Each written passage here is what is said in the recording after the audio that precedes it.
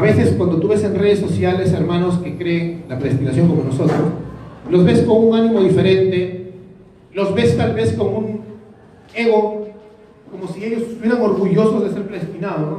Yo soy el elegido.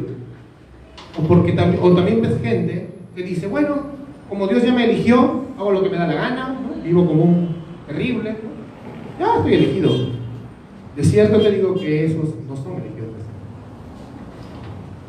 Acá dice que Él nos predestinó para adopción como hijos para sí mediante Jesucristo.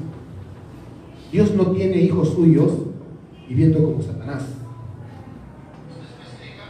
conforme al beneplácito de su voluntad. ¿Cuál es la motivación? ¿Cuál es la motivación de Dios? Como vimos también la semana pasada, no es que Dios vio el futuro, a ver quién lo acepta en su corazón, ¿no? Dios ve el futuro. Hay una teoría, hermanos sinceros, pero que tienen una mala teología. Porque si Dios tiene que ver el futuro para ver quién lo acepta, entonces Dios no sabe todo. Dios es omnisciente y Dios es determinativo. Si tú dices que Dios tuvo que ver el futuro para saber quiénes lo iban a recibir en su corazón para luego elegirlos, entonces ese Dios es un Dios que en un momento dijo, ¿qué pasará en el futuro? A ver, voy a ver. No, Dios no es que Dios tenga el poder de ver el futuro.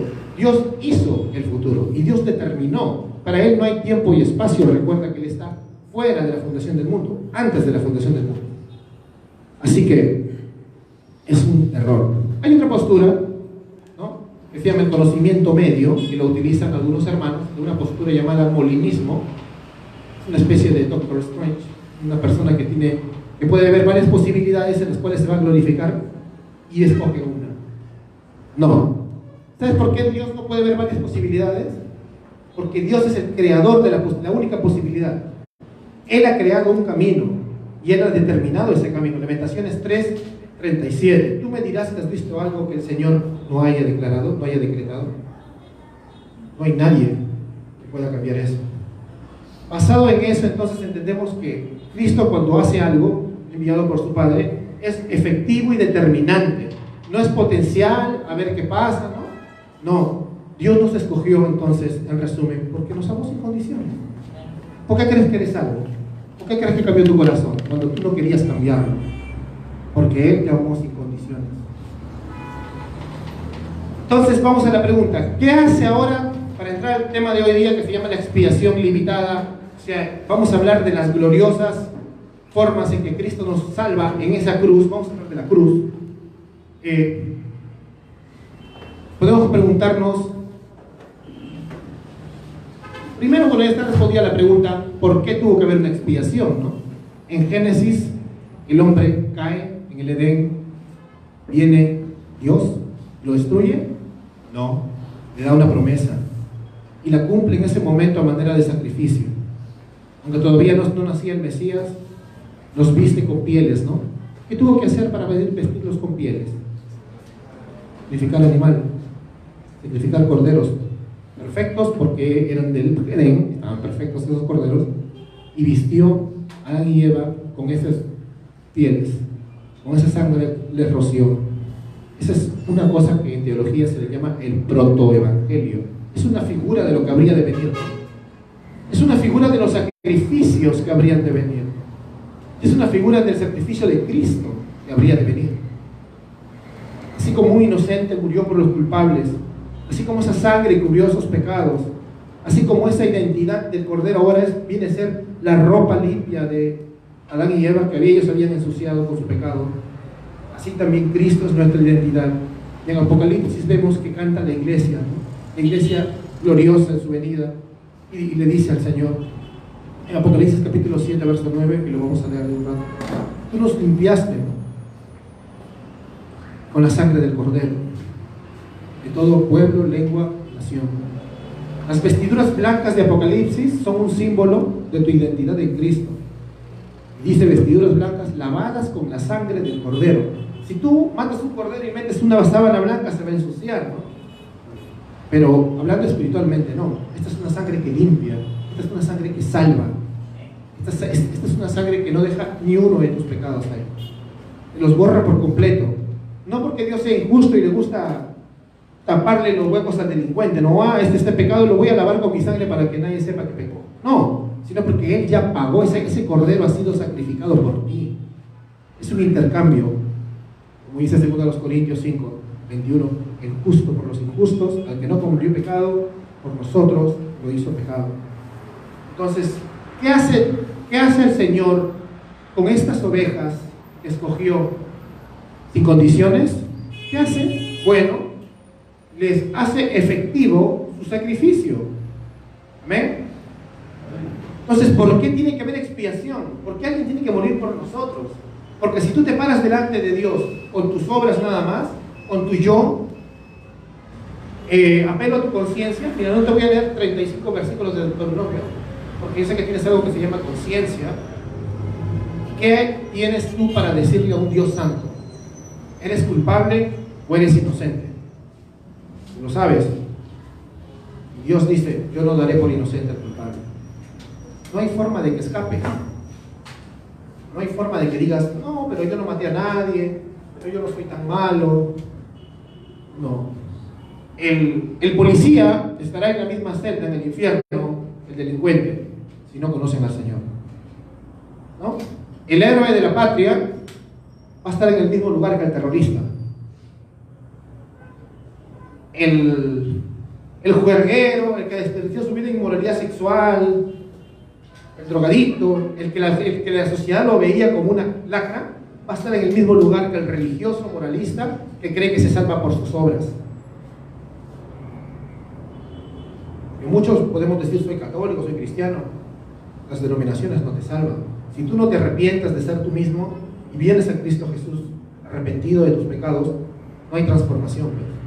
Porque tú no necesitas una terapia religiosa, tú necesitas transformación. Y esta cruz ha provisto la transformación. ¿Qué es expiación? Vamos a ver.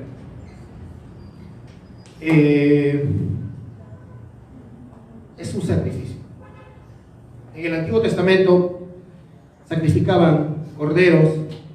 Tú ves que sacrifican cordero tras cordero en reemplazo del pueblo, en reemplazo de una persona. Pero había una fiesta en especial que es el Yom Kippur, y en ese día se hacía un sacrificio por todo el pueblo. ¿Por todo el mundo? No, por el pueblo. Dios tiene un pueblo particular por el que va a hacer un sacrificio. Por ese pueblo era el sacrificio. En ese tiempo, la etnia de Israel. Y cuando Dios hacía ese sacrificio, cuando ellos hacían ese sacrificio ante Dios, este era un tipo también del verdadero cordero que habría de venir, ¿no? Este cordero que era sacrificado y moría era un anticipo, era un tipo del cordero que quita el pecado del mundo. ¿Qué le dice Juan el Bautista cuando aparece Jesús? Es aquí el cordero, ¿no? O sea, no son palabras que se inventó poéticamente Juan el Bautista, son cosas que él ya tenía presentes, como cualquier buen judío, ¿no? Y que bien entendieron los fariseos y los judíos que lo estaban escuchando. He aquí el cordero que quita el pecado del mundo. Lo cual también debió ser una cachetada, porque los mismos judíos hubieran dicho, hey, oye, pero ¿cómo es posible? Porque el cordero no quita los pecados del mundo, solo quita los pecados de su pueblo. Su pueblo solo somos nosotros. ¿Cómo es posible que quite el pecado del mundo? Porque eso ya estaba marcando la exclusión y la condenación del Israel étnico del plan del Señor en ese momento. Y luego terminaría con la destrucción de Jerusalén, ¿no? Porque ellos que decían ser hijos de Dios, los judíos de los tiempos de Jesús, fueron unos traidores. Fueron unos traidores. Y Dios permitió que haya bendición y que venga hacia la salvación hacia los gentiles. ¿Quiénes eran los gentiles? Le decían gentiles a aquellos que no eran judíos, o sea, a nosotros. Vamos a ver qué dice la Biblia acerca de la expiación. ¿Qué dice el mismo Jesús acerca de lo que son sus ovejas y su trato para con ellas? El sacrificio de la cruz. Acompáñame al Evangelio de Juan. Vamos a leer un texto antes de orar. Juan capítulo 10. Vamos a leer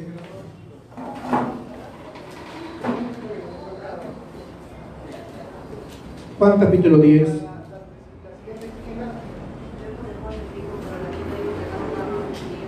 del 1 al 4. Vamos a leerlo. No vamos a hacer una exégesis del texto, vamos a hacer un sermón temático para demostrar en toda la escritura qué es lo que dice realmente acerca de este tema de Cristo murió por nosotros, ¿no?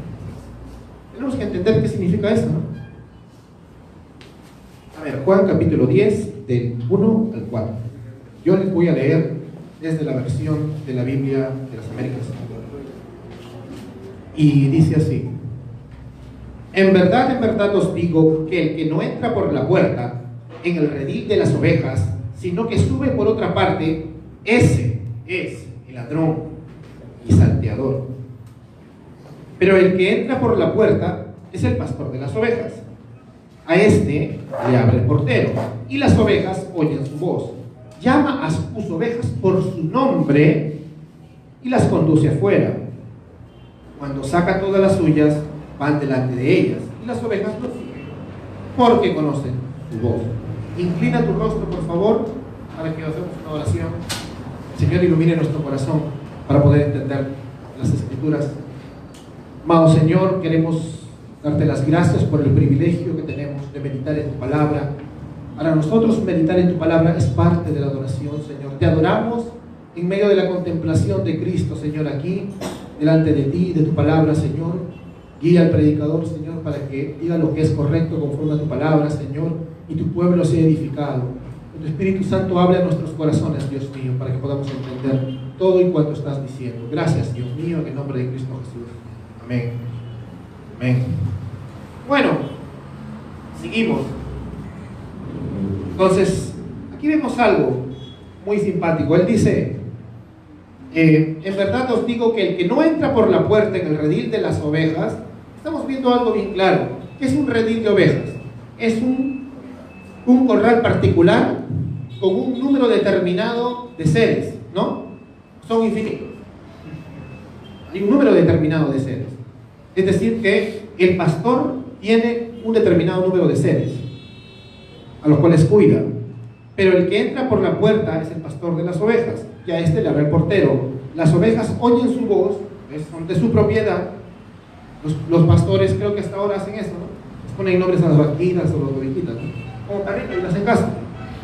Por ahí siempre hay una oveja reventona que se va, pero como dice el Salmo 23, ahí el pastor tiene su vara y su callado, ¿no? ¿Saben qué es un callado? Sí, un chico que no habla nada, me dice. No, un callado es una vara pero que termina así como en un círculo, para que lo jalen del cuello. Y la vara para que le des por las patas a la oveja, para que regrese por mira lo que dice, que es interesante para ver más o menos la particularidad de la relación. Escúcheme bien, la particularidad de la relación entre Dios y su pueblo. Dice, a este le abre el portero y las ovejas oyen su voz, llama a sus ovejas por nombre, o sea, tienen un nombre porque tienen un número particular y tienen una familiaridad con él, y las conduce afuera. Cuando saca todas las suyas, va delante de ellas y las ovejas lo siguen porque conocen su voz. Es interesante. Luego vámonos al verso 27 de este mismo capítulo 10 para ver la seguridad que tienen estas ovejas en esta mano del pastor. En ese tiempo había pastores asalariados, que también trata este texto, ¿no? Los pastores asalariados eran así. Por ejemplo, tú tenías tantas ovejas ya, que tenías así más o menos rebaños de 50, de 100, entonces le encargabas a este hombre, te encargo 50, a otro le encargo 100 y te doy un salario, ¿no? Te pago 2 denarios, te pago así. Bueno, la ley decía de que la Mishnah es la ley más o menos como la constitución política de los judíos, estaba basada en la Torá. Decía de que si venía un lobo, tú como pastor asalariado tenías que defender el rebaño. Que si no, si se come el lobo un par de ovejas, te descuenta. No como tu trabajo, pues, ¿no? Que tienes un almacén, rompes algo, tú lo pagas. Pero también la ley decía que si venían 2 lobos, tú tenías el derecho ya de correr, porque los lobos eran muy feroces, y no te hacías cargo ya si él se comía todo el rebaño, ¿no?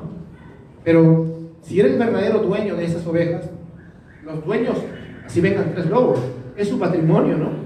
Es tus cosas, lo defendían a muerte. Y él les dice, no, yo no estoy asalariado, ¿A quién se estaba refiriendo? A los falsos profetas, a los falsos maestros. En este contexto, a los falsos maestros de Jerusalén, a los falsos siervos que eran los fariseos y los sacerdotes. Y Jesús les dice, ¿no? Verso 27, mis ovejas oyen mi voz y yo las conozco y me siguen. Esta es una continuación del verso 4, ¿no? Y yo les doy vida eterna y jamás perecerán y nadie las arrebatará de mi mano. Mi Padre que me las dio es mayor que todos y nadie las puede arrebatar de mi mano ni de la mano del Padre. Yo y el Padre somos uno. Está hablando de la Trinidad, ¿ves? Ahora, en estos tiempos, hablando un poco de la doctrina de salvación, porque tiene que ver con eso, hay hermanos que dicen que la salvación se pierde, lo cual es un error terrible, ¿no? Porque toda la Biblia habla siempre de que sí, hay apostasía. O sea, hay personas que están en el rebaño y se alejan, pero en realidad nunca fueron. Mateo 7, cuando se acercan los falsos, ¿qué le dice Dios? Nunca los conocí. ¿Quiénes son ustedes? Pero hicimos milagros. No sé, yo no los conocí. No dice, los conocí y se me fueron. Ya que es interesante porque mira lo que dice, mis ovejas oyen mi voz, yo las conozco. Yo las conozco, dice. Es más, antes vimos que tienen un nombre. O sea, es un grupo particular. ¿Y qué hace la verdadera oveja? Lo sigue. Si tú dices que la salvación se pierde, le estás diciendo, disculpa Jesús, creo que estás equivocado, porque algunos te siguen y otros ya no te siguen. O sea, comienzas a hacer doctrina de tus experiencias y no de lo que dicen las Escrituras. Tú serías capaz de contradecir a Cristo. Digamos, Él dice, yo les doy vida eterna. No, Jesús, disculpa, pero debes estar equivocado. Porque tú dices vida eterna, pero como yo he visto que hay un hermano que ha estado 20 años en la iglesia y luego se ha ido, yo creo que tú nos das vida condicional. Y nosotros tenemos que salvarnos por obras. No dice eso, ¿no? Dice vida eterna. Digamos. Dice, y jamás perecerán. No, disculpa Jesús, otra vez que te incomode, pero yo creo que sí perecen. Porque yo he visto un montón de hermanos que se han ido al mundo así, pero sí perecen. Jesús, como es amoroso, no te manda un rayo y te dice, déjame hablar. Y nadie las arrebatará de mi mano. No, Jesús, disculpa, pero se te pueden escapar entre los dedos. Y para terminar está una sentencia más dura. Dice, mi Padre que me las dio es mayor que todos. O sea, entiende, por favor, dice, ¿no? Y nadie las arrebata de la mano de mi Padre. Hermano de Cristo, Padre. ¿Crees que alguien te va a sacar bien? El verdadero creyente no sale nunca de la mano del Padre. Todos los que se van de la iglesia y apostatan, porque apostatar no es solo que te vas con doctrinas falsas, es simplemente que abandonas la fe. Nunca fueron creyentes. Puedes ser un moralista 30 años en una iglesia y luego desaparecerte. Hay gente que no se va de la iglesia y vive como Satanás y trae mal testimonio a la iglesia, ¿no? ¿Cuántos de nosotros nos hemos topado? Y a veces como protestantes evangélicos nos da vergüenza que salga en la televisión tanto ratero, ¿no? Tanto asaltante, aunque esté saliendo en la grabación, no me importa porque no los voy a defender, son unos asaltantes, ¿no? Entonces, ¿qué testimonio están dando, no? Y ellos si están en la iglesia, no se han ido de la iglesia, pero eso también es apostasía, porque se han ido de las verdades, se han ido de las verdades de la palabra de Dios. Cuando yo no era creyente, por culpa de esas personas, yo no iba a las iglesias, porque decían, no, para que me roben. Esos son los asalariados que ven venir al lobo, se corren y dejan que las ovejas sean carcomidas. Pero aquí Dios está diciendo que Él no es como los asalariados. Él es el buen pastor y de su rebaño nadie te saca. Amén. ¿Por qué? Porque, como recordamos el sermón anterior, Él te amó con un amor incondicional, no condicional. Porque si Él ahora mismo nos dijera, ya, te salvo por gracia, pero de ahí tú tienes que mantener tu salvación, ¿quién lo hubiera mantenido? A ver, ¿quién no ha tropezado después de que hizo su oración para que Cristo venza su corazón? Después que se arrepintió, después que hizo una profesión de fe, ¿quién no ha tropezado? Nadie, ¿ves? Nadie acá. Todos nosotros hubiéramos perdido nuestra salvación. Y no es así. El Señor nos da una seguridad. ¿Por qué tuvo que sacrificarse por nosotros? porque estábamos muertos, porque éramos culpables de haber roto su ley, porque éramos culpables de haber buscado fuentes de felicidad y de placer, de delicia en este mundo que no eran el Creador. Fuentes que al principio parecían de miel, pero terminaban convirtiéndose en lo más amargo de tu vida. Fuentes que ha hecho que otras personas tal vez hasta se suiciden, pero tú estás acá escuchando de la palabra y de repente tú ya acá amas a Dios, te das cuenta, wow, Él ha tenido mucha misericordia de mí. Otro aspecto es que debemos entender que Dios es santo. Dios es amor, sí, pero Dios es santo, y sin santidad nadie verá al Señor. Y este texto también lo usan muchos legalistas para comenzar a meterse debajo de su cama, ¿no? Ya no hago nada, todo es del diablo, ya no. No es así. ¿Sabes cuál es la santidad que se te pide? Que estés en Cristo, que estés en el santo. Porque como te repito, si tú trataras de buscar la santidad que es igual a la de Cristo en vida, ¿tú crees que la vas a lograr siquiera por un microsegundo? No. Si la salvación se perdiera porque tú pecas, sin pecar, de hecho, tu corazón está lleno de ira, tu corazón está lleno de orgullo, tu corazón está lleno de deseos pecaminosos, que yo sé que como cristiano tú combates y reprendes, pero ahí están, ¿o no están? Ahí están. Y eso nos pasa a todos. ¿Ves? Todos callados, a todos. Pero eso son tentaciones nada más. Y el Señor dijo que oremos sin cesar, para no caer en tentación. Tenemos una salida a la oración, no solamente solitaria, sino congregacional. Por eso estamos orando ahora antes de los cultos. ¿Cuánto necesitamos esa oración juntos, hermanos? Ahora, ¿cómo es el sacrificio? Vamos a Juan de nuevo, pero en el verso 11. Y dice así: yo soy el buen pastor da la vida por sus ovejas. Y luego vamos al verso 14. Dice: yo soy el buen pastor y conozco mis ovejas. Una vez más, ¿es un pueblo al azar o él tiene en la mira a gente de forma particular? Tiene en la mira gente de forma particular. Él lo está viendo, ya, de la humanidad, ya, de este manchón, alguien se tiene que salvar. No. La pregunta que vamos a despejar el día de hoy es: Cristo murió por todos, pero de una manera que no salva a nadie. O sea, en otras palabras, no murió por nadie.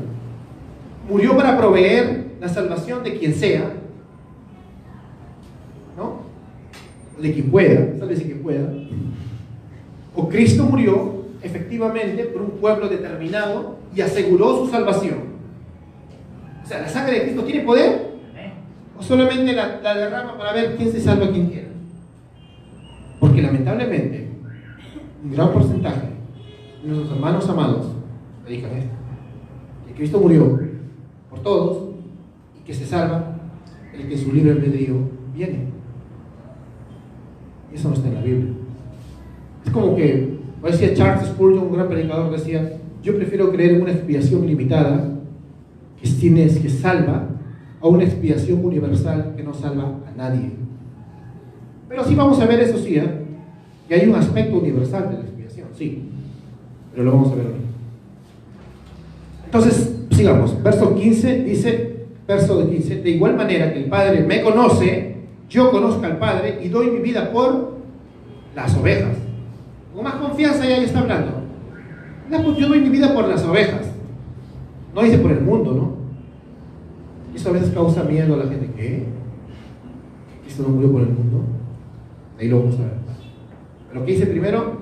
Las ovejas. Tiene un pueblo determinado. Y luego dice, de igual manera, tengo otras ovejas que no son de este redil, o sea que no eran judías.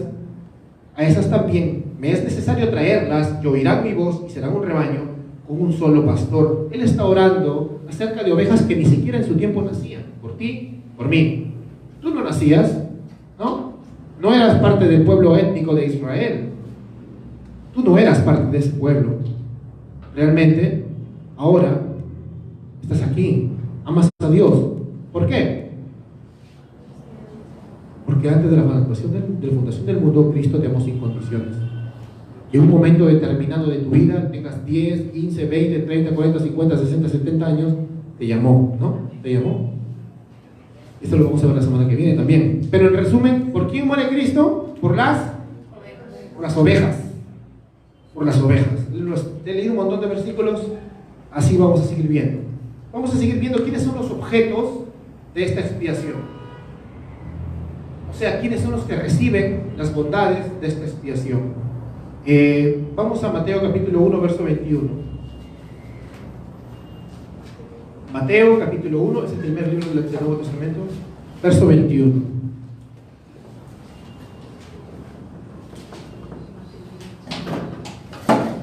Mateo capítulo 1, verso 21, y dice así. El ángel se le presenta a María, le da una revelación poderosa de lo que va a pasar. Lo que tiene en su vientre es el Hijo del Señor. Y darás a luz un hijo, y le pondrás por nombre Jesús. Él salvará al universo, al pueblo, dice, a su pueblo de sus pecados, a su pueblo, a las ovejas, a su pueblo.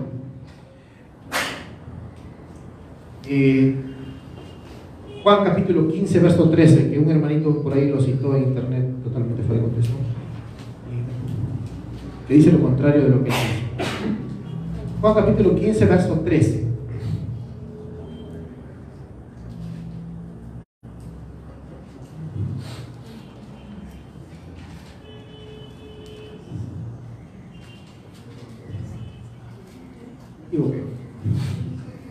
Ya, vamos a Hechos, capítulo 20, 28. Hechos de los Apóstoles, capítulo 20, verso 28. Capítulo 20, verso 28.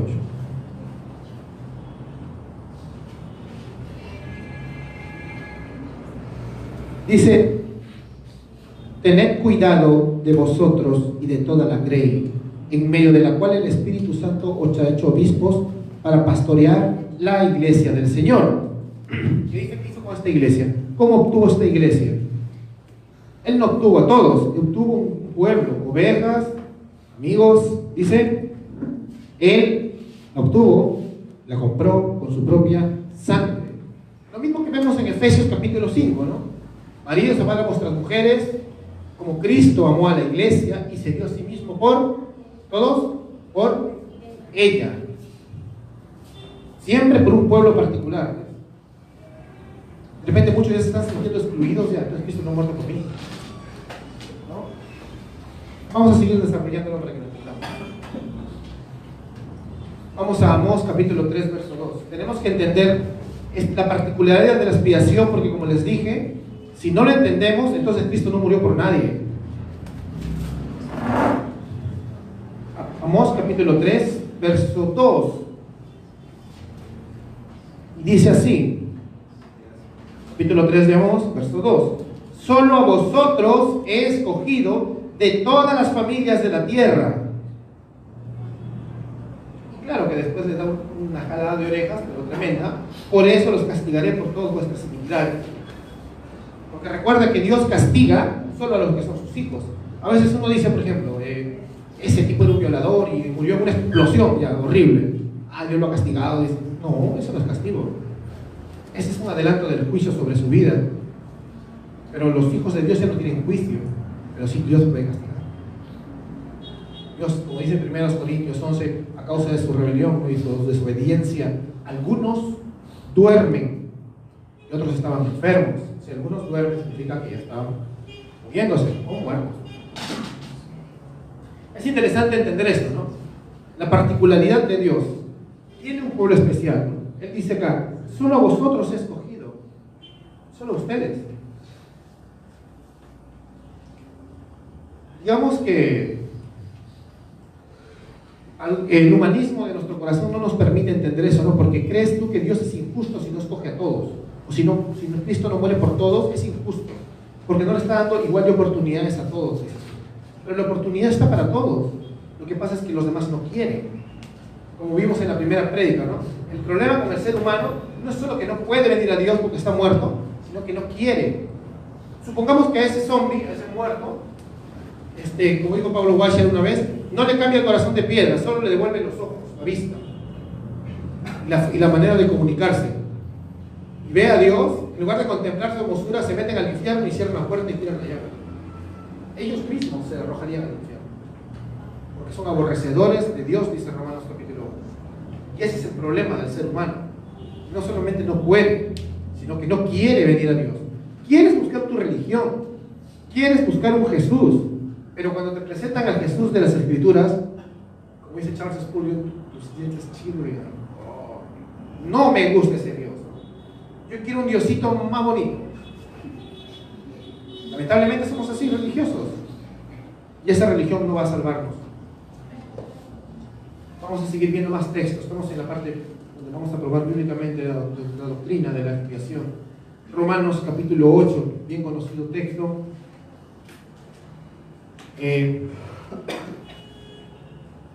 Dice así, desde el verso 28. Y sabemos que a los que aman a Dios, todas las cosas cooperan para bien. Esto es, para los que son llamados conforme a su propósito. Porque a los de antemano conoció, también los predestinó a ser ¿qué? Los conformados a la imagen de su Hijo, para que Él sea el primogénito entre muchos hermanos. Y a los que predestinó, también te llamó, ¿ves? En un tiempo en tu vida, Él había destinado que tú seas salvo a los 5, a los 10, a los 70, a los 35. Tú sabes a qué edad has venido a Cristo. Ya, te llamó. Es un llamamiento eficaz. Cuando Dios te llama de dos formas, como en Apocalipsis, ¿no? Está en 22. Y la esposa, la iglesia y el Espíritu dicen, ven. Y el que quiere que venga y que tome gratis del agua de vida eterna. ¿Quién es la esposa? Generalmente este llamado de la iglesia es choteado, es rechazado. ¿Cuántas veces antes que vengas a Cristo, cuando te hablaba alguien de Dios, ¿no? Todo nos ha pasado. Pero cuando Dios realmente ya tocó tu corazón y te llamó, imposible que tú lo rechaces. Es una gracia irresistible, es un llamamiento eficaz.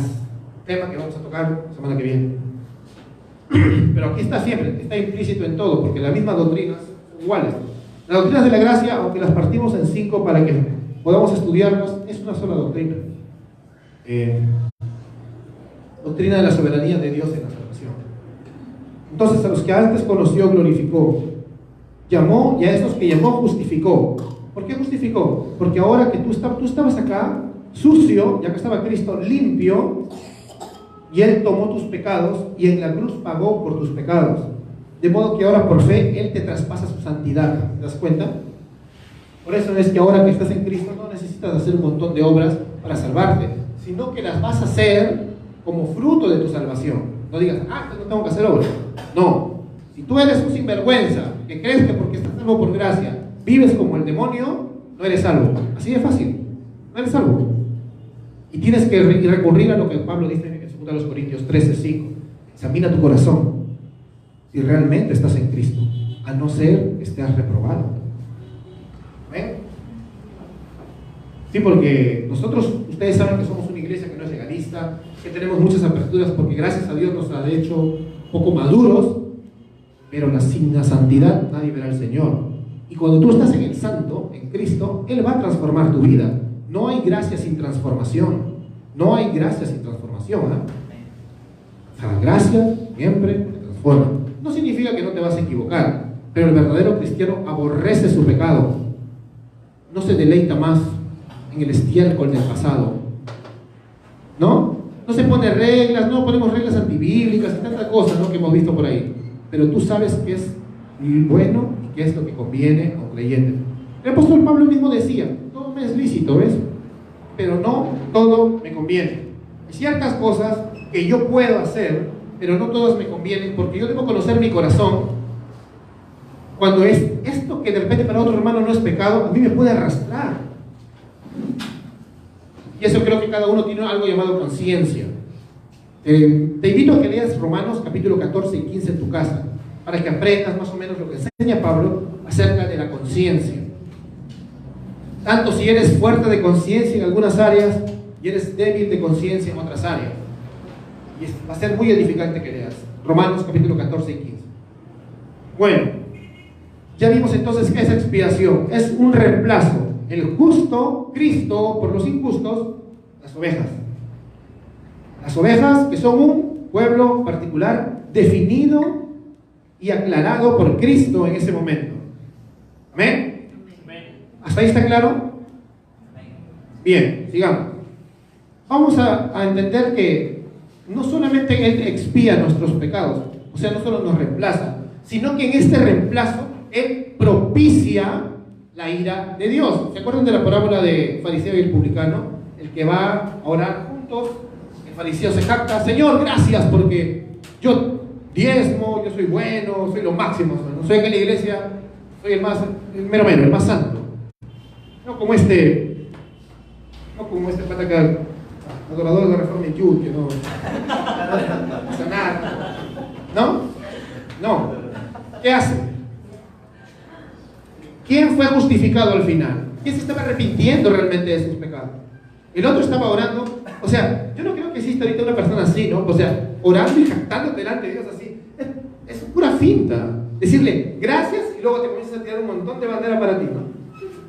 Sí, es chistoso, pero el fariseo, Santana, por ejemplo, es que sí existen tamaño de sinvergüenzas.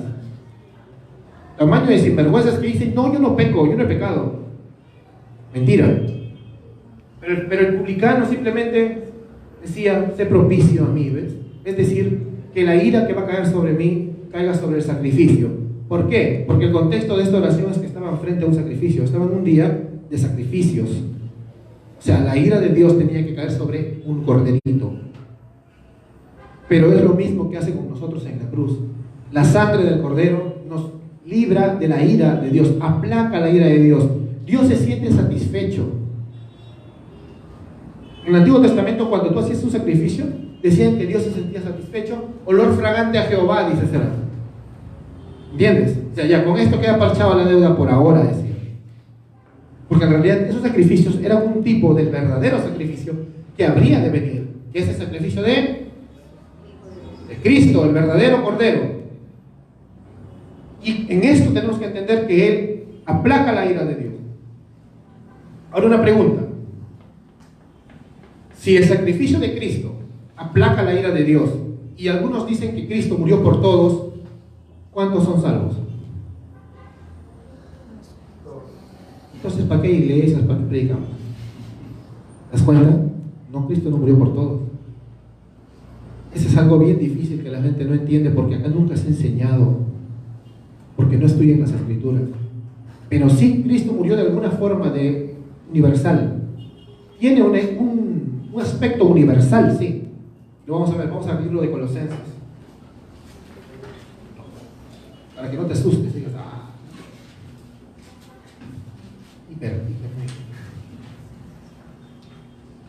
vamos a Colosenses capítulo 1.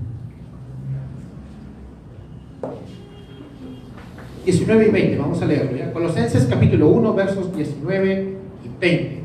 Es maravilloso saber que Dios no solamente viene por nosotros, sino que Dios ama su creación y Dios va a reconciliar esa creación, este universo, de nuevo. Dice así: porque agradó al Padre que en Él, Cristo, habitara toda la plenitud, por medio de Él reconciliar todas las cosas consigo, habiendo hecho la paz por medio de la sangre de su cruz, por medio de Él. Repito, ya sean las que están en la tierra o las que están en los cielos. Wow. Este es un aspecto universal de la expiación. El Señor, hermanos, ha reconciliado todo el universo. ¿Te das cuenta? En Romanos vemos que dice que la creación gime a una, ¿no? Esperando el día de la redención. Como si, es una metáfora, ¿no? No es que la creación, la tierra es Mother Earth, ¿no? Y tiene una forma de la diosa madre, o digo, perdón, la madre tierra, no. Pero de alguna forma toda la creación sabe que aspira pronto ese día de glorificación, donde será un cielo nuevo y una tierra nueva. Por eso nosotros creemos que el cielo es un cielo nuevo y una tierra nueva. No es una nube donde vas a tocar un arpa. Esa es una idea platónica. No está en la Biblia, búscalo. No está en la tradición de los padres de la Iglesia Católica. No está. No sé de dónde se le ocurre a la gente pensar que vas a estar saltando en la nube. No. Dos, las personas no van a tener alas. Vas a ser tú con este cuerpo resucitado en una tierra glorificada, donde vas a trabajar, vas a hacer muchas cosas. Ya no nos vamos a cansar. Otro día vamos a hablar de escatología. Pero la idea es esa. La idea es esa. Te puedo recomendar libros si no esperas hasta esa serie. Entonces, nosotros tenemos una gran esperanza, ¿ves? Este mundo no se acaba acá. Por eso no somos pesimistas. Somos de escatología optimista, o sea, de una visión del fin de los tiempos optimista, donde la iglesia, a pesar de la persecución, sí, a pesar de que va a haber muchos mártires más, sí, pero va a tener victoria sobre este mundo. La iglesia no termina derrotada, la iglesia prevalecerá. Amén. Entonces, la propiciación, es decir, aplacar la ira de Dios, nos muestra que la expiación entonces es efectiva y no potencial. Porque se puede decir de esta manera, que la muerte de Cristo es potencialmente para todos, pero efectiva para los elegidos. ¿Ves? Potencialmente para, porque hay otros hermanos que dicen potencialmente por, y no es por, es para todos, pero para los elegidos es efectiva. Para los que vienen. Ahora tú dirás, pero ahora yo cómo sé quién es elegido. ¿Has creído realmente en Jesús? Pero es un elegido. No que te está haciendo bolas, quién es elegido, si el de la esquina será elegido. Tú predícale a todo el mundo. Y si alguien viene a la fe de Cristo, ese es un elegido. Nosotros no estamos enviados a ver quiénes son elegidos, sino a predicar el Evangelio y a discipular a los que creen. Aunque sí creemos en la elección, como vimos el sermón pasado. Gálatas capítulo 3, verso 13. Vamos al libro de Gálatas. Es interesante entender esto porque nos da mucha más seguridad de que Cristo no con su muerte abrió la puerta a ver quién viene y se salva. Él tenía en mente una determinada cantidad de personas y ha hecho lo posible, dando la vida de su Hijo, es lo máximo que puede hacer, para que se salven efectivamente esas personas. No los ha dejado a ver si se salvan. Eso no está en ninguna parte de las Escrituras. Amén. Más seguridad debes sentir entonces. Si eres ya salvo, debes sentirte más amado y debes tener más carga por todas las personas que están afuera. Cuando Dios les salve, nadie les va a sacar de su mano. Nadie. Vamos a seguir. Gálatas capítulo 3, verso 13. Cristo nos redimió de la maldición de la ley, habiéndose hecho maldición por nosotros.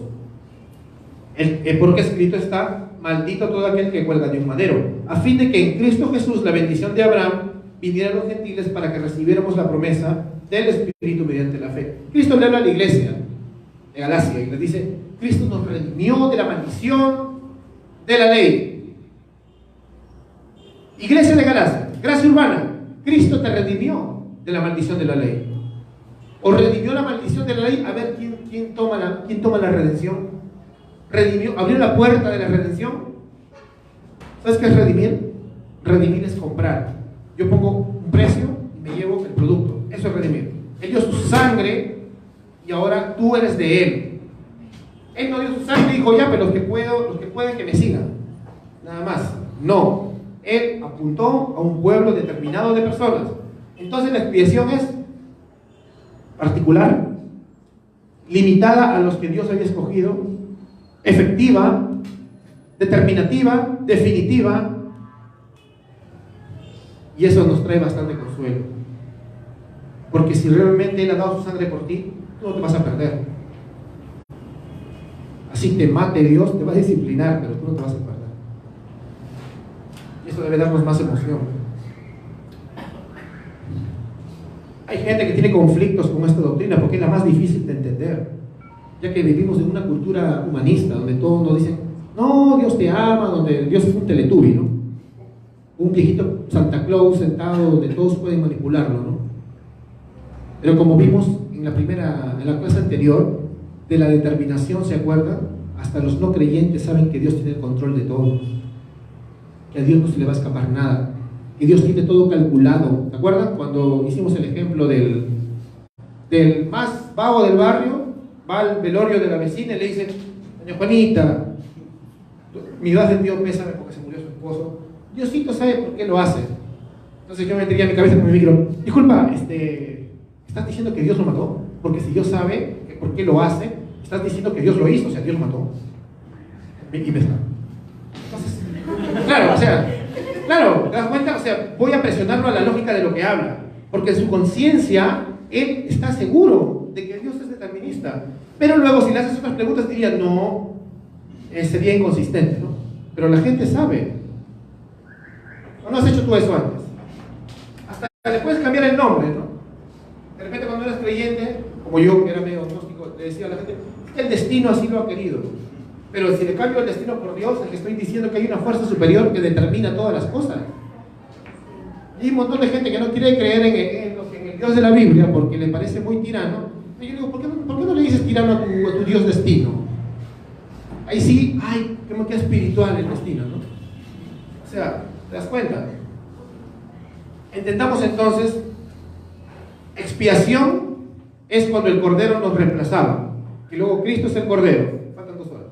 Luego, propiciación es que en medio de este Cordero, este corderito lo que hacía era aplacar la ira de Dios, ya que Él moría por ti, ¿no? Y esa sangre, Dios decía, la tengo por aceptada. Es un olor fragante para mí. Pero cuando murió Cristo, que es el Cordero definitivo, Él dice unas palabras en griego, telestai, que son unas palabras que se marcan para siempre y que se deben quedar guardadas en tu corazón. Por eso no necesitas más cosas para salvarte que Jesús, que dice, consumado es. Se acabó. El velo del templo, recuerda, se rasga. Ya no hay más templo. Una promesa que hizo Él es que ese templo se destruiría. Y en el año 70, Dios se encarga de destruir todo el templo, el sacerdocio falso, todo eso es falso. Ahora, ¿cuál es el verdadero Cordero? Jesús. ¿Cuál es el verdadero sacerdote? Jesús. ¿Cuál es el verdadero profeta? Jesús. ¿Y cuál es el verdadero templo? Jesús. ¿Y quién es el cuerpo de ese templo? Nosotros. Por eso a mí me gusta mucho decirle templo a los locales de la iglesia. Aunque respeto a los hermanos que le dicen por costumbre, ¿no? Pero este es un local, el templo somos nosotros. Así haya 2 o 3 reunidos, somos el templo, ¿ves? Donde quiera que haya 2 o 3 reunidos, Jesús está ahí por su Espíritu Santo. Entonces hay que entenderlo de esa manera. Mira, vamos a Ezequiel 33:11. Vamos a ver algunas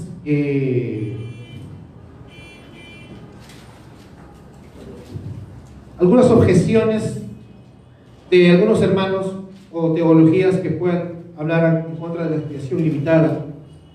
Porque dices, pero ¿cómo entendemos entonces textos como este? Y ahora vamos a aprender algo, espero que me pongas atención, ¿eh? Porque vamos a hablar acerca de cómo podemos estudiar el decreto de Dios. El decreto de Dios dentro de la visión del ser humano, o sea, viéndolo desde una perspectiva humana, para estudio nada más, porque no lo podemos partir realmente, lo tenemos que ver dentro de 2 tipos de voluntades, hasta 3, pero vamos a hablar de 2. No es que Dios tenga 2 voluntades, ¿eh? Sino que se maneja con una voluntad y después con otra. Así como tú de repente, en tu imperfección lo haces. Por ejemplo, Ezequiel 33:11 dice, diles, Dios le habla a Ezequiel, vivo yo, declara el Señor Dios, que no me complazco en la muerte del impío, sino que en el impío se parte de su camino y que viva. Volveos de vuestros malos caminos, porque habéis de morir, oh casa de Israel. Y está hablando en un lenguaje antropomórfico, Dios, en un lenguaje humano, a los israelitas rebeldes e impíos, a la casa real y al sacerdocio traidor, y les está diciendo una advertencia. ¿A eso cómo le llamamos? Esa es su voluntad prescriptiva. Acuérdate, es cuando tú tienes un deseo, pero no estás ordenando, ¿no? Es mi deseo que, por ejemplo, yo como pastor, a mí me gustaría, yo no soy Dios ya, pero como humano, para que te identifiques conmigo, a mí me gustaría que ustedes nunca caigan en pecado, ¿no? Pero diariamente tengo que dar consejerías porque el pecado daña los corazones de ustedes. Yo no soy Dios, ¿no? Pero así, si los humanos tenemos este tipo de voluntad descriptiva, ¿no? A mí me gustaría que no, hermana Melo, por ejemplo, dice, ¿no? A mí me gustaría que no se me queme el arroz y un día se me puede quemar, ¿o no? Porque llaman por teléfono, ¿qué pasa? nosotros también tenemos esa voluntad prescriptiva. Pero Dios dice acá, yo no me complazco en la muerte del impío, pero no está dando una ley, ¿no? En cambio, cuando Él da una ley, se llama la voluntad determinativa. Si hacen eso, mueren. Ya, ese es otro tipo de voluntad, ¿ves? Si tú haces esto, mueres, como está en la ley del Antiguo Testamento. Y si no haces esto, mueres. O esto se hará y así lo lograrás, como cuando envió un demonio para matar al rey Acab, en 1 Reyes 22. Y nadie puede creer que Dios bendijo al demonio. Pero ahí está.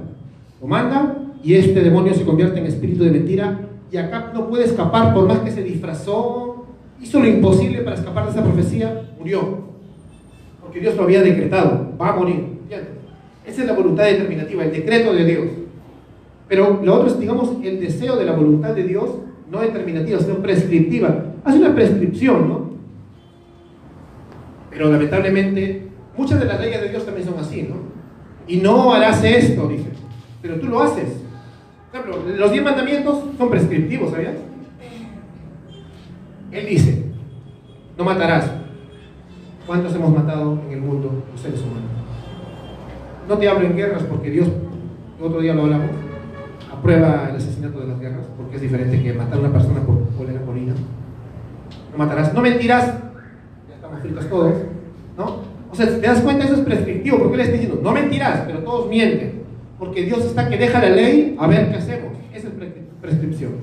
Pero cuando Él dice algo como Lamentaciones 3:37, que Él ha determinado todo, Él lo hace. Yo digo A y A, ¿no? Eso es diferente. Es totalmente diferente. ¿Me entiendes? ¿O lo vuelvo a repetir? La voluntad prescriptiva y la voluntad determinativa. Partiendo de esto tenemos que entender entonces cuando alguien dice, pero acá dice que Dios no quiere la muerte del impío. Bueno, entonces, ¿qué? ¿Dios va a salvar a todititas las personas de la tierra? Porque si fuera no tienes escapatoria, o es prescriptivo o es determinativo. Si es prescriptivo, van a venir a Cristo solo los elegidos, los que Dios llama, ¿no? Dentro de todos los impíos. Pero si es determinativo, entonces todos los impíos se salvan. ¿Se han salvado todos los impíos? No, ¿verdad? ¿Se salvaron todos los impíos de este contexto de Israel? No, ¿verdad? ¿Se salvan todos los impíos de nuestra época? No, porque no es determinativo. No es un decreto de Dios determinativo. Tenemos que entender también, por ejemplo, Isaías 45:22, el texto que salvó a Spurgeon. Mirad a mí y sed salvos todos los términos de la tierra. Ya ves, ahí está. De nuevo te digo, ¿es prescriptivo o es determinativo? Porque si es prescriptivo, entonces Dios está diciendo una condición. Todos los términos no dicen que se salven, dicen, mirad a mí primero. Entonces, ¿quiénes se van a salvar? Los que miran. ¿Y quiénes son los que miran? Los que creen, ¿no? ¿Y quiénes son los que creen? Ellos que Dios escogió antes de la fundación del mundo. Nosotros no sabemos quiénes son. Porque si lo hacemos determinativo, entonces todos los términos de la tierra deberían salvarse. ¿Se salvan todos los términos de la tierra? No. Hay que verlo bien de esta manera. Es la imagen como R.C. Sproul, un teólogo que ya está con el Señor, gran maestro, enseña esta imagen. Este es un juicio y ya, hay un juez, que es el juez humano más justo del mundo, y traen a su hijo. Y con todas las pruebas en contra, el jurado ha determinado culpable y él solo tiene que dictar sentencia con lágrimas en los ojos porque ama a su hijo, cadena perpetua o a la silla eléctrica, porque es un juez justo, ¿verdad? Si no lo hace sería injusto. ¿Te das cuenta? ¿Tú crees que Dios, siendo el juez más perfecto y justo del universo, va a dejar salir al delincuente? No. Hay que entender ese problema. No es que Dios se deleita en la muerte del impío. Él dice, yo no me voy a deleitar cuando mande a la gente al infierno. Como algunos predicadores por ahí veo que dicen, como si Dios fuera un tirano. No, todos mandan así. No, Dios no se deleita, pero Dios es justo. Y Él no va a dar por inocente al culpable, dice el Antiguo Testamento. Hay que entenderlo de esa manera. Aún así, yo tengo plena confianza, como vemos en Jonás capítulo 4, verso 11, ¿no? ¿Qué dice ahí? Cuando Jonás se quejaba, Señor, ¿por qué salvaste a todo Nínive, no? Son unos impíos, se enojan. Y le dice, ¿y yo por qué no tendría que tener misericordia de todos? 120,000 personas, incluso animales. Jonás quería que se destruya Nínive, a pesar que les había hablado de Dios. Dios le dice: ¿y a ti qué te importa si yo tengo misericordia de todos? O sea, mira, Jonás, tú que sabes que todo Nínive son mis elegidos, ¿a ti qué te importa? ¿O tú quieres que se salven pocos? A nosotros nos debe anhelar esto, que Trujillo sea un Nínive para nosotros. Y yo que sé, como les dije el sermón pasado, si Dios ha determinado salvar a toda la generación de trujillanos que existe ahorita, ¿a mí qué? Yo no me pongo a Dios, me alegra, ¿no? Para su gloria lo hará. Y a todo el mundo le vamos a predicar del amor de Dios, y a todo el mundo lo vamos a llamar, porque la Biblia, a pesar que nos enseña esto, nos enseña que el Evangelio se comparte universalmente. Dios ya sabrá quiénes son los suyos. Dios ya sabrá quiénes van a venir. Como dice Hechos capítulo 2, 47, y Él añadió a la iglesia a los que iban a ser salvos. Pero ¿quién sabe quiénes iban a ser salvos? ¿Tú sabes? Solo Dios. Por eso no podemos rendirnos con ninguna persona. Con nadie podemos rendirnos en la predicación del Evangelio. Dios ha muerto efectivamente por su pueblo, pero su pueblo es tan vasto como las estrellas del cielo y las arenas del mar. Vamos a 2 textos más para terminar. Juan capítulo 2, verso 2, es otro texto que a veces lo utilizan para argumentar en contra de la expiación limitada. También lo usan un poco mal.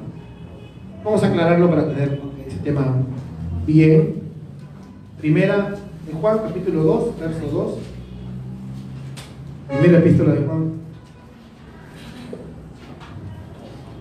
Y acá viene de nuevo el tema de la propiciación, o sea, de aplacar la ira de Dios. Y dice Juan a esta iglesia, donde generalmente Juan escribe a judíos, ¿no?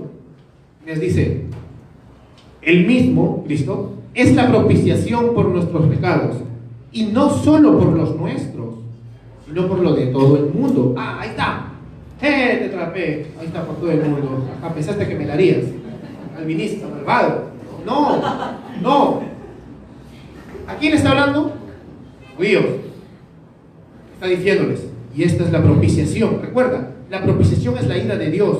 Sí, Dios propicia la ira de todos. Entonces salvan todos, sí, para que hay iglesias, para que ha habido 2000 años de iglesia, para que haya evangelización. Sí, ya estamos salvos ya.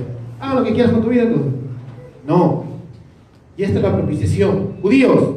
Y esta es la propiciación, no solo por nuestros pecados, sino también por los griegos, por los elamitas, por los de Madián, por los amonitas, ¿no?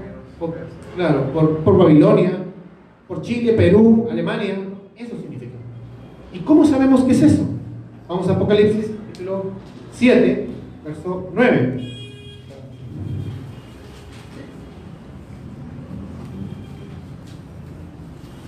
Vamos al 5:9 primero, cuando se abren los libros del Cordero.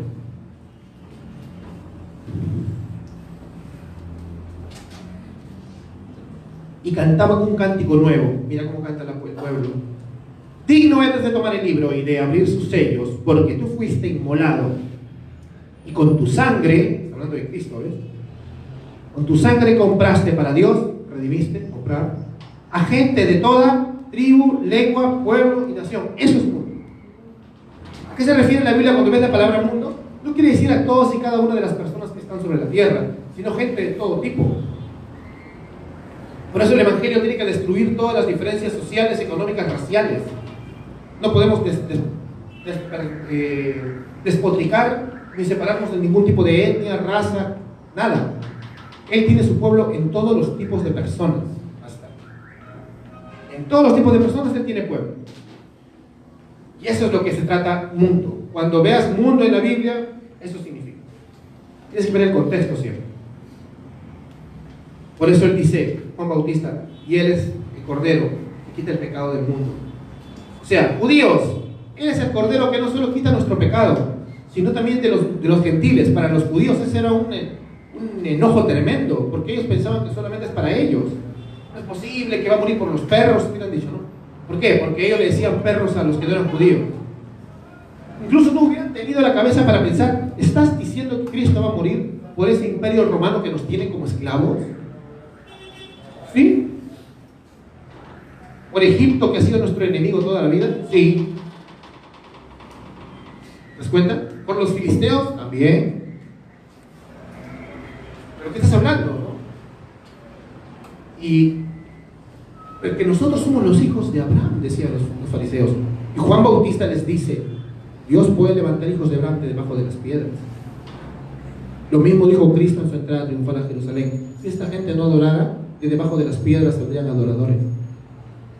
Dios no necesita de religiosos que digamos que tengan la camiseta de la salvación por exclusividad. Si nosotros entendemos que somos elegidos del Señor realmente, somos humildes. Nunca vas a tomar la etiqueta de las doctrinas de la gracia para menospreciar a tus hermanos que no conocen esto de aquí, esta doctrina.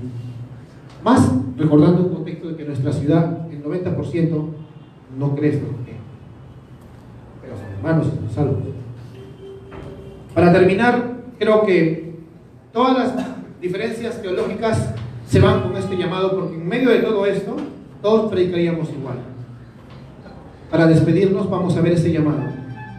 En realidad, sabiendo que Cristo murió por su pueblo, por sus ovejas, por sus amigos, que muchas de esas personas éramos nosotros, que antes de la fundación del mundo nos amó, que muchos de nosotros estábamos en esas tinieblas terribles, sepultados, muertos, y Él dio su vida efectivamente por esas ovejas que Él llama por su nombre, cuando un día te llamó y te dijo, ven. Pero lo hizo a través de ¿qué? A través de su iglesia. Dios va a usarte a ti para llamar a sus ovejas. Vamos a leer para terminar Apocalipsis capítulo 22, 17. Dice, y el Espíritu y la esposa dicen, ven. El Espíritu es Dios, la esposa es la iglesia. Y el que oye diga, ven. Tú eres el que oye. Y ahora tú tienes que decirle, ven a los demás. Y el que tiene sed, venga. Tú no puedes obligar a tus amigos a que vengan, ¿no? Pero los que tienen sed, vengan. No creas que puedes tú decir, pero este amigo ya está en las últimas consecuencias. No. Dios acá ha salvado y rescatado personas, y creo que acá muchos podemos dar testimonio de vidas destruidas. Y Él nos ha rescatado, porque alguien nos dijo, ven. ¿Y pega qué? Y el que desea que tome gratuitamente del agua de la vida, gratis. Esta es una cita de Isaías 55. Cuando Dios dice, venid y comprad sin dinero. Es una forma de hablar judía, ¿no? Significa ven y compra gratis, ¿no? Venid y comprad sin dinero. ¿Por qué gastas tu vida en lo que no te llena? Cuando tienes aquel agua de vida eterna que te va a llenar y no tendrás sed jamás. Amigos, si no conoces a Cristo el día de hoy, ven a Cristo. ¿Por qué has gastado todos tus años en cosas que no sirven? ¿Por qué gastas tu corazón en agua que no llena, en agua que no satisface, en agua que parece dulce, pero cuando te la terminas de tragar es como una cloaca que nos tomamos? Te lo digo porque yo he tomado muchos litros de agua con cloacas. No siempre he sido cristiano, no siempre he sido un pastor. Y bueno, que ella conoce mucho mi testimonio. Si el Señor no me hubiera humillado, yo no estaría acá. No esperes a que te pase algo para decir, quiero venir a Cristo Jesús. No, pero yo soy un mormón, yo soy católico, yo soy hija de Cristo. No importa, ven a Cristo. Las religiones no van a salvar. Es lo mismo que les digo a los de la iglesia. No, gracia urbana no te va a salvar. La denominación reformada a la que pertenecemos no salva. Sin Cristo no eres nada. Ven, hermano, ven. Si tienes sed y lo deseas, ven. Toma gratis del agua de vida eterna. Inclina tu rostro, vamos a orar.